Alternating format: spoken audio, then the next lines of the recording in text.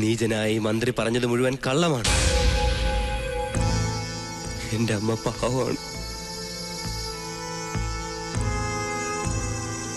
ഈ minister MLA കൂടെ ഞങ്ങളുടെ വീട്ടിൽ വന്ന് കേസ് പിൻവലിക്കണമെന്നും അല്ലെങ്കിൽ ജീവനോടെ വെച്ചേക്കില്ലെന്നും പറഞ്ഞ് ഭീഷണിപ്പെടുത്തി. അമ്മ വഴങ്ങില്ലെന്ന് കണ്ടപ്പോ കാല് പിടിച്ചു മാപ്പ് പറച്ചിലായി. ഒരു തെറ്റും ചെയ്തിട്ടില്ലെങ്കിൽ പിന്നെ എന്തിനു ഇവരെങ്ങനെ ചെയ്തു?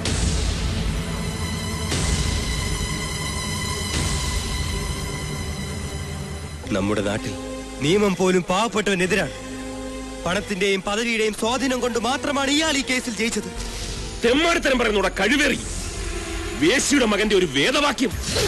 എന്റെ അമ്മേനെ എന്താ